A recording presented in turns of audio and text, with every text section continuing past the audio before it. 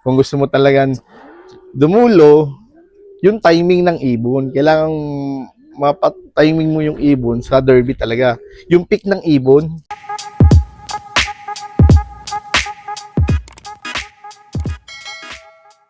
Magandang hapon mga kalapatids. I'm Engineer Howard Cantos, aka HH Low.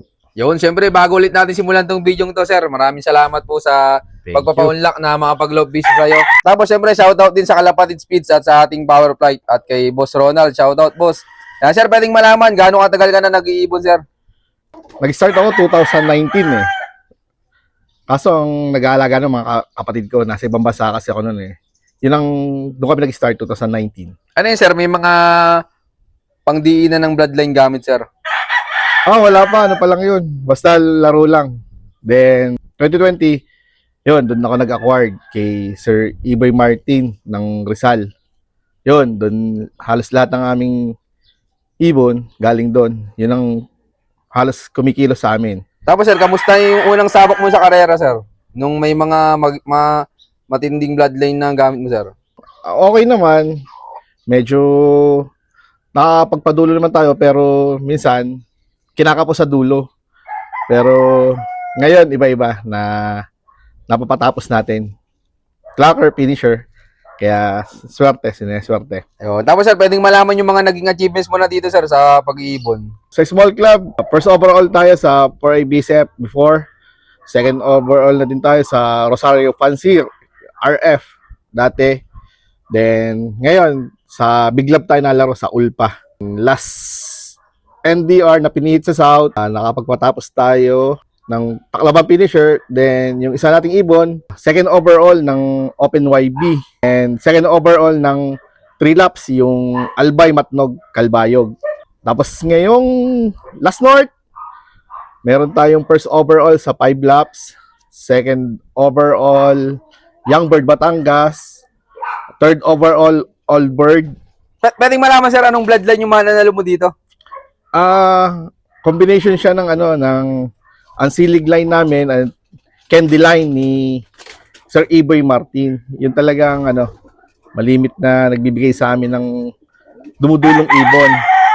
Then yung last North, pinahiram tayo ng ating kaibigan na si Rafael Maranan, na si Haribon Lope ng Pure Leo Hermans niya. And nagbigay sa atin agad ng 2 Santa Ana Clocker at saka isang overall, 10 overall sa Open YB. And yun. Yan, congrats kay sir. Tapos, sir, pwedeng may pasyal mo kami sa loob mo. Sige, tara. Sir, ito mga aming stock lope, yan. Yan lang, konti lang ako mag-ibon. Sobrang konti lang. Pili. Yung Then, kung makikita mo yung mga breeder ko, 4 lang, 5. 4 na pares lang kung mag-breed ako.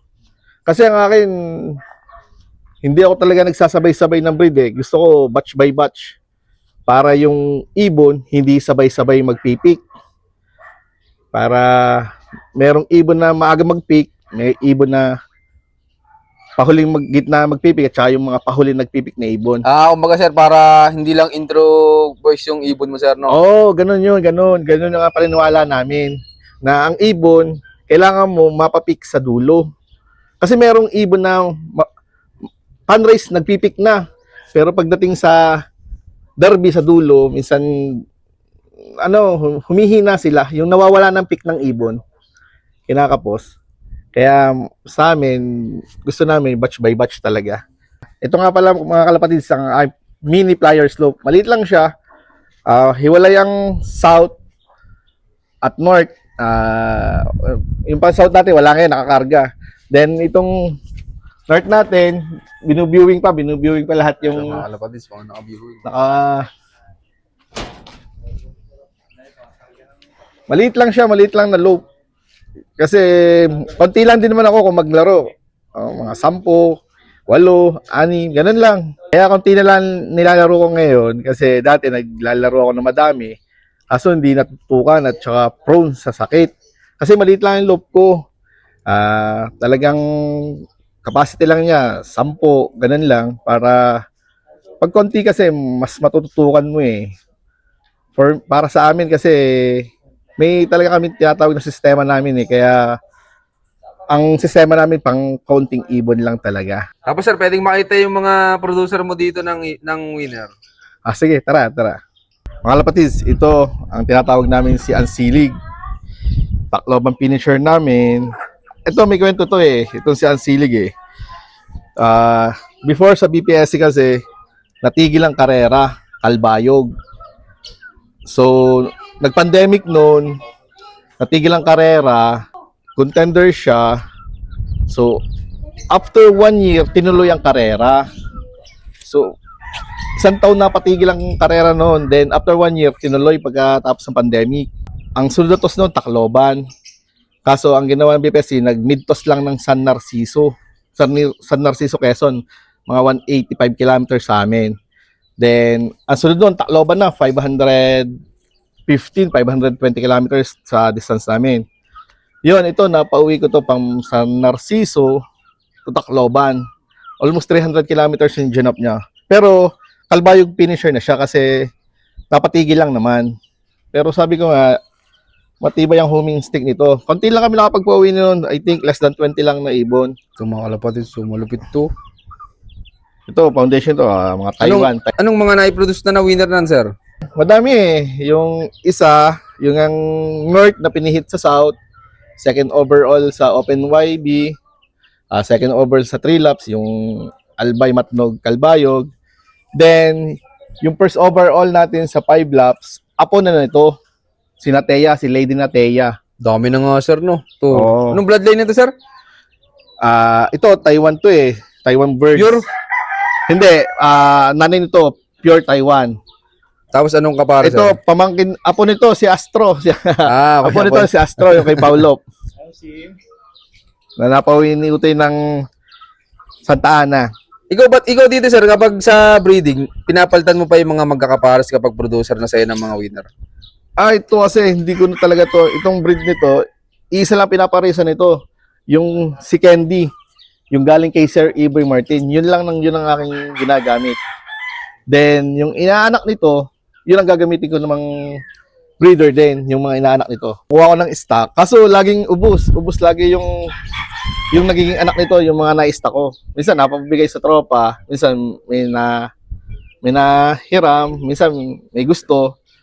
Wala naman tayong problema doon. Kaya, Tapos, sir, pwede makita yung winner mo nung last North. sige, tara. Ito mga kapatid, si Lady Nateya, yung nag-second overall sa YB Batangas. Third overall, Old Bird. And first overall sa 5 laps. Ito siya, small bird lang siya. Apo na to ni Candy at saka ni Ansilig. Ito mga kalapatid, so. Anong pasok na ng bloodline nito, sir? Ansilig, Candy, then yun ang sa father side. Sa mother side naman, Taiwan, tsaka Emil. Bali yung sa mother side niya, ina din ni Ansilig. Parang yung Taiwan talagang mas ma-dominant dito. Tapos, sir, kamusta naman yan nung kinakarera mo simula nung first lap derby? Matyaga siyang umuwi. First lap, second lap, then yung Isabela, nagka-smash siya, nagkaubusan doon, nagka-partyhan sa superset. Siya late lang siya ng 3 minuto. Sayang, no? Oo, late lang siya ng 3 minuto. Konti lang. Sayang kung nag-clock siya. Baka nag-overall pa to. Tapos, after nung may smash, sir, tuloy-tuloy na nag-clock. Hindi to nabubukasan eh. Dire-diretso ang clock nito. Ang problema lang dito, maaga talaga siyang umuwi. Palaging tumatambay doon sa bubong na yun. Pasaway, no? Minsan inaabot ng 35 minutes, 40 minutes doon sa bubong na yun. Aray ko. Kaso, matyaga talaga siyang umuwi, yung lahin to. Kung hihipuin mo talaga to, malaki lang to ng konti sa bato-bato. Pagsalit lang talaga. First time mo maglilipad na, sir, ng ganang kalaki? Hindi, ito ang favorite ko, yung maliliit na ibon. Yan naman pala gusto mo, sir. Ayoko na malalaking ibon. Gusto ko, maliit lang talaga. Di pag nag-breed ka, small to small o small to medium? Laging small to medium, small to large. Para kung medium lang din, hindi siya lalaki. Yan, ayos. Tapos, sir, anong ginawa mong preparation bago ikarga yan ng last lap? First lap to last lap, Simple lang yung ginagawa ko. Maniwala sa hindi, wala akong pinapainom sa kanila. Hindi ako nagba-vitamins. Ang akin, ang synthetic ko lang ginagamit, yung Bitmin Pro. Na hinahaluan ko lang ng oregano, Ang dami yan, at saka malunggay. Yun lang, painom lang. Then, bago ko talaga sila kinakarga, ang gamit ko talagang binibigay ko lang sa kanila, flashing. Nagpa-flashing talaga ako tuwing Wednesday. Antibiotic lang talaga ang binibigay ko sa nila. Hindi ako nagbibigay ng kahit anong multivitamins. O, di wala ko palang ibang gamit na supplements dito, sir. Hindi ako gumagamit. Yun talaga, hindi ako. Simula nung hindi ako gumagamit ng supplement. Ang synthetic nga lang talaga yung Bitmin Pro. Ilang beses sa isang linggo yun, sir, yung Bitmin Pro mo? Ang paggamit ko ng Bitmin Pro, bago ikarga, papainumin ko sila ng Friday ng umaga hanggang 12. Then, arrival, yun din ang painom ko. Bitmin Pro na may oregano, na may malunggay. Yun lang. Arrival at saka bago ikarga, yun lang. Yun, maraming salamat po, sir. Tapos, sir, tingin mo, ano yung pinaka-importante sa pagkakalapati para manalo?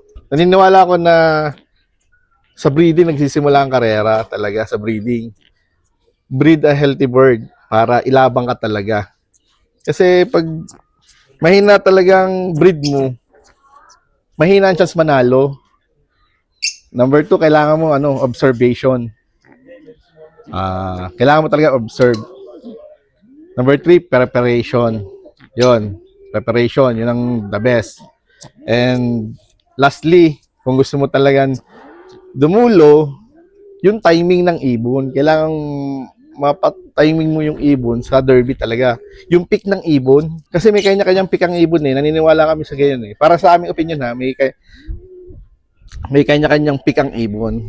Kailangan mo talaga mapapick mo ang ibon sa derby. Para ilabang ka talaga niya. Para sa aming opinion, sa aming sistema. Muli, ako si Engineer Howard Cantos, aka HHDC Loop from Batangas City.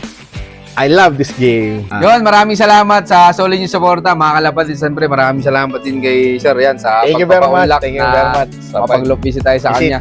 Yun, Sir, baka pala may mga gusto kang i-shoutout dyan. First of all, thank you kay Arturo Vlog sa pagbisita at saka kay Paulop sa mga tropa. Shout out sa Team BFC, especially kay Boss ESB. Shout out Boss ESB. Shout out sa lahat ng player ng Team BFC at saka ng Ulpa number 5. Shout out. God bless, guys. Yun. Yun, shoutout sa inyo lahat, mga kalapatids. Maraming salamat sa solid yung support at abangan nyo pa yung mga susunod kong follow-up visit sa'yo na keep watching and God bless you all. Thank you.